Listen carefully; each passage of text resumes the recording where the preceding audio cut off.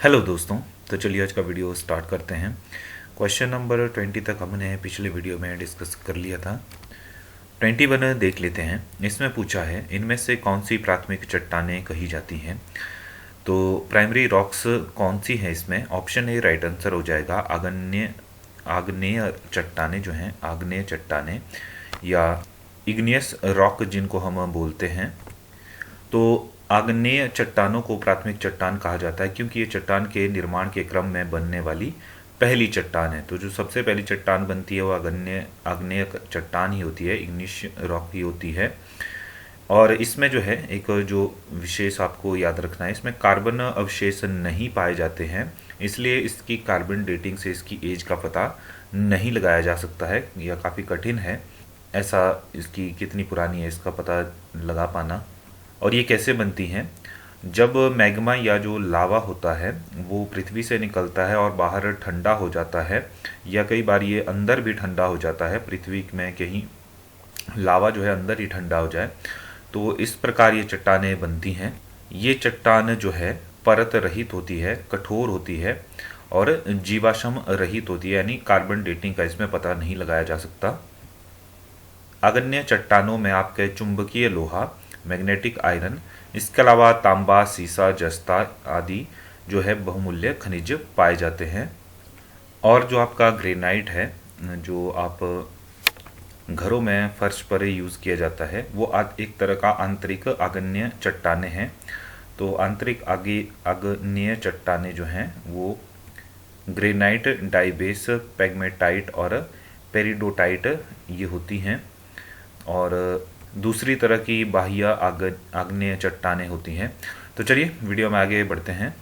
अच्छा, 3 प्रकार की चट्टानें हैं जिसमें तीनों आपके ऑप्शन में दी गई हैं, आग्नेय, अवसादी और कायांतरित चट्टानें, सेडिमेंट्री और मेटामॉर्फिक रॉक्स। तो ये आपकी 3 प्रकार की चट्टानें हैं। नेक्स्ट देख लेते हैं, रेक्टर स्केल का उपयोग क्या नापने के लिए किया जाता है। तो आप सभी जानते होंगे जो भूकंप की तीव्रता है, intensity of earthquake, option C right answer हो जाएगा 22 के लिए। एक बार क्वेश्चन पूछा गया था कि रेक्टर स्केल किसने बनाया था।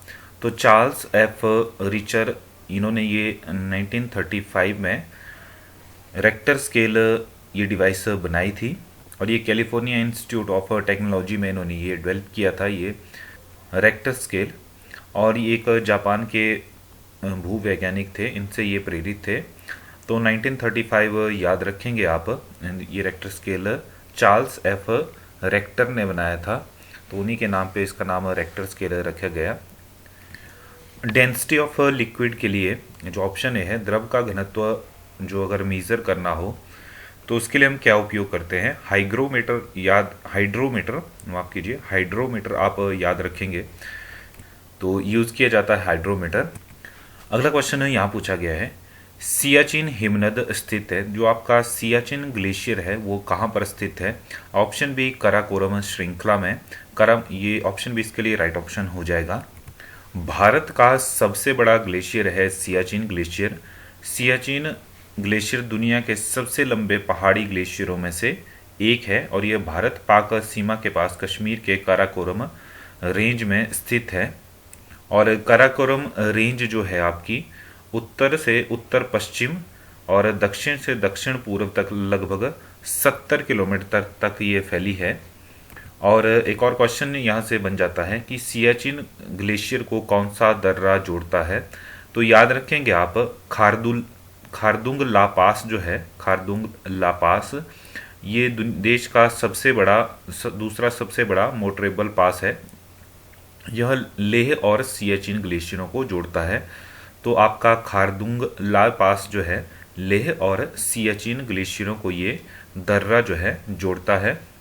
सियाचिन ग्लेशियर जो है काराकोरम में आपके 5 बड़े ग्लेशियर हैं उनमें से सबसे बड़ा है और ये दुनिया का दूसरा सबसे बड़ा ग्लेशियर है। पहला आपका तजाकिस्तान की फेदचेंको हिमानी है, यानी फेदचेंको ग्लेशियर जो है वो सबसे बड़ा है, उसके बाद आपका सियाचिन है। ऑप्शन में जो आपका हिंदू कुश रेंज दिया गया है, तो हिंदू कुश रेंज जो है ये आपकी उत्तरी पाकिस्तान और जो मध्य अफगानिस्तान है उसके बीच ये फैली हुई है और एक विवादित एरिया है। और ये जो आपकी हिंदू कुश श्रृंखला है, इसका सबसे ऊंचा पहाड़ जो है वो आपके पाकिस्तान के खैबर पख्तून प्रांत के एक चित्राल जिला है, उसमें ये पहाड़ है और इस पहाड़ का नाम है तिरिच मीर पर्वत। याद रखेंगे आप, तिरिच मीर पर्वत जो है हिंदू कुश में स्थित एक सबसे ऊंचा पर्वत है। और ये तो हमने डिस्कस कर ही लिया कि जो आपकी लद्दाख रेंज है वो आपकी काराकोरम पर्वत श्रेणी के अंदर ही आती है। और ये जो लद्दाख रेंज है ये काराकोरम के दक्षिण की तरफ जो एक्सटेंशन है उसमें आती है, लगभग 370 किलोमीटर तक।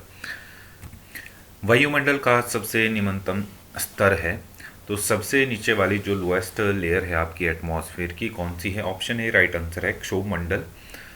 ये आपकी 5 लेयर हैं वायुमंडल की, जिसमें सबसे नीचे आपकी क्षोभमंडल आती है, उसके बाद समतापमंडल, मध्यमंडल, तापमंडल और बाह्य मंडल। यहाँ पे रेंज भी दी गई है।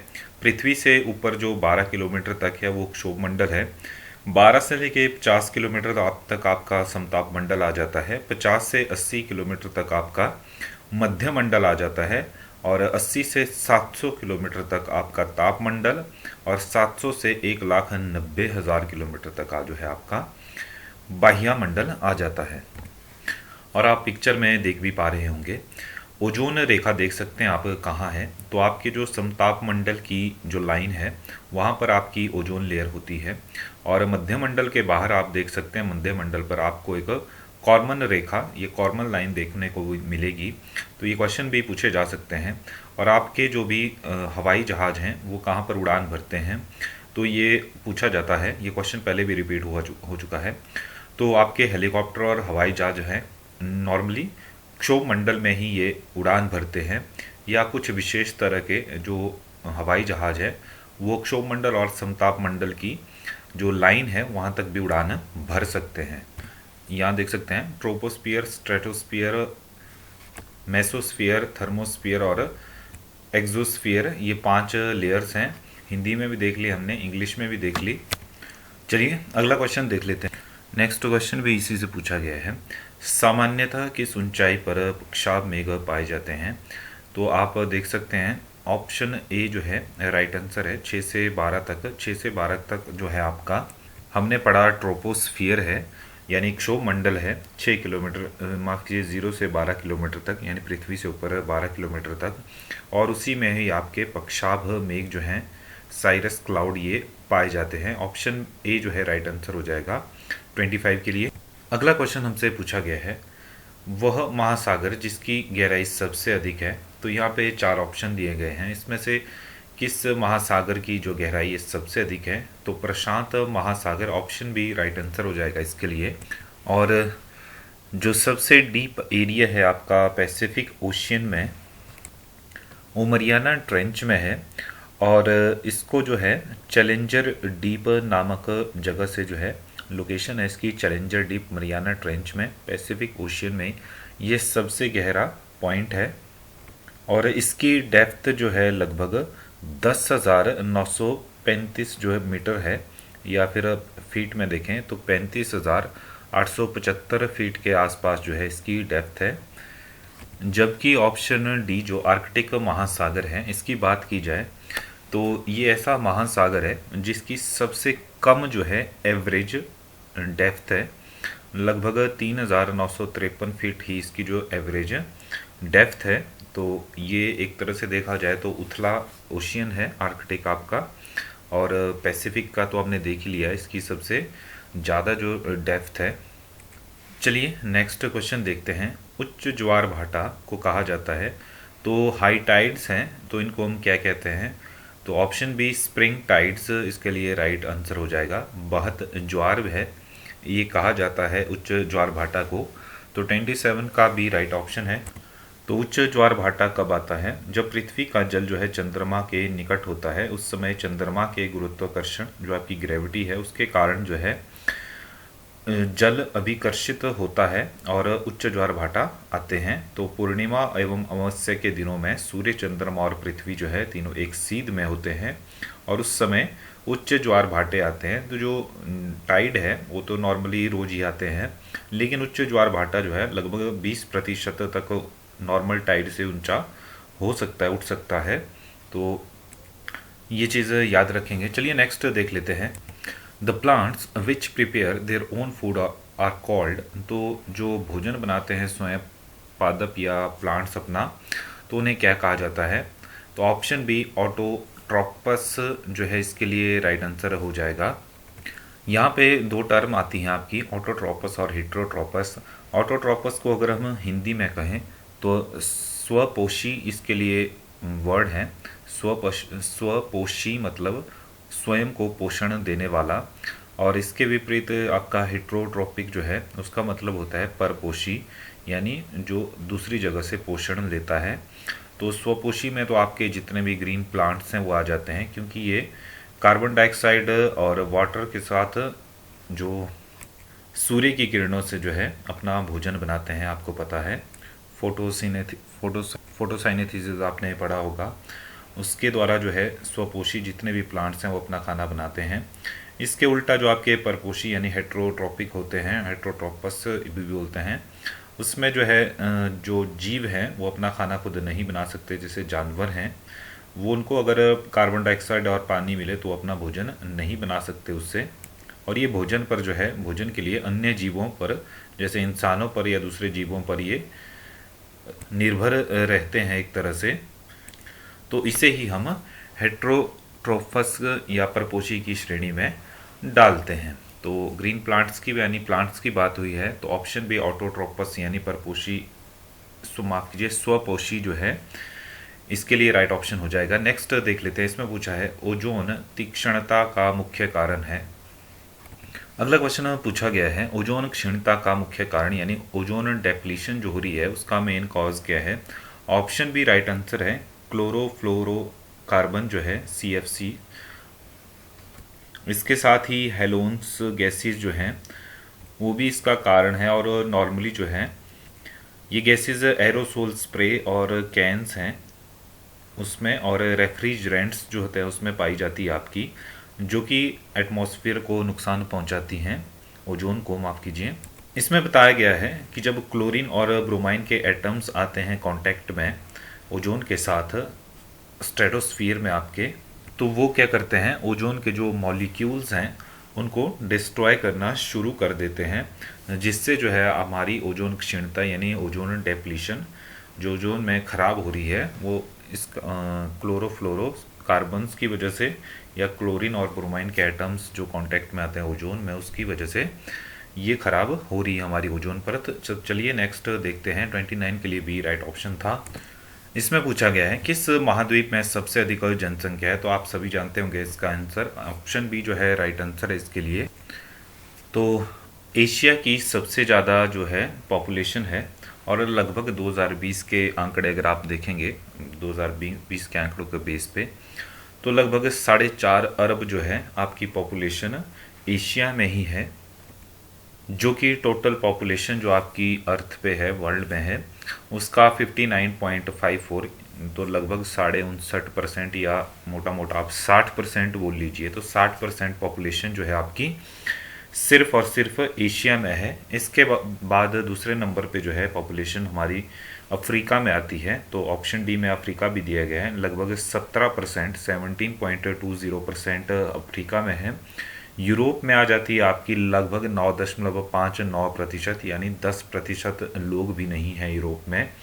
और इसके बाद बात की जाए नॉर्थ अमेरिका की, तो नॉर्थ अमेरिका में 7.60%, और साउथ अमेरिका में उससे भी कम है 5.53%।